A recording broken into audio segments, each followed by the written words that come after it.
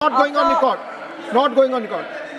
प्रियंका जी आप बोलिए। सबसे पहले तो मैं आपका आभार व्यक्त करना चाहूँगी कि आपने मुझे बोलने का मौका दिया। समय कम है और समय मुझे कम दिया गया है, तो मैं बस यही कहूँगी। सबसे पहले तो राष्ट्रपति का जो अभिभाषण हुआ वो लोकसभा चुनाव के बाद ये पहला अभिभाषण था।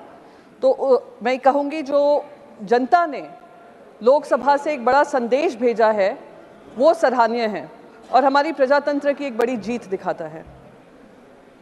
सर, एक और संदेश ये चुनाव ने भेजा है। भगवान श्री राम कौशल्य पुत्र भी माने जाते हैं, भगवान श्री कृष्ण देवकी पुत्र भी कहे जाते हैं। वो कौशल्य पुत्र और देवकी पुत्र ने मिलकर एक संदेश भेजा है और नॉन बायोलॉजिकल जो कहते हैं अपने आप को, उनको एक फर्क दिखाया है और ये बताया है कि भगवान का अवतार भी अपनी माँ के नाम से भगवान माना जाता है। तो ये सबक जो सिखाया, मैं सारी देश की जनता को आभार व्यक्त करना चाहूँगी।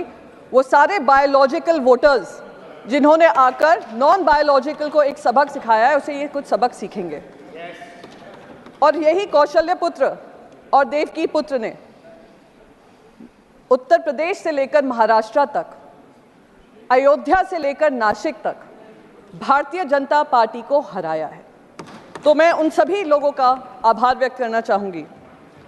एक और चीज़ इस इलेक्शन ने हमें संदेश दिया है, देश की जनता को दिया है कि जो अहंकार से चलेगा उसको अहंकार ही खत्म करेगा।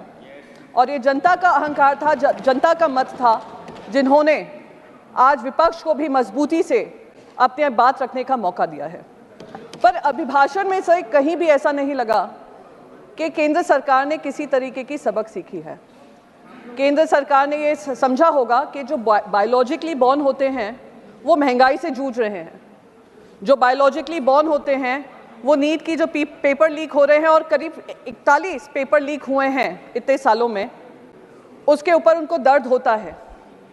ये बायोलॉजिकली बॉर्न जो हैं वो बेरोजगारी से परेशान हैं। ये बायोलॉजिकली बॉर्न जो हैं वो महिलाएं जो सम्मान ढूंढती हैं, उम्मीद करती हैं कि सम्मान उनको दिया जाएगा। ये जो बायोलॉजिकली बॉर्न हैं, युवा हैं हमारे, वो अग्निवीर जैसी जो पॉलिसी लाई जाती हैं उससे जूझ रहे हैं, उसका शिकार हैं। जो बायोलॉजिकली बॉर्न हमारे किसान हैं वो भी त्रस्त हैं। पर उनके अभिभाषण में कुछ भी ऐसा नहीं दिया गया केंद्र सरकार की तरफ से जो दिखाता है कि कोर्स करेक्शन होने वाला है।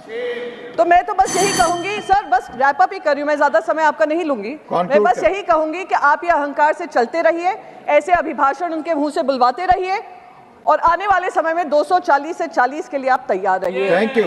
जय महाराष्ट्र, जय हिंद सर। माननीय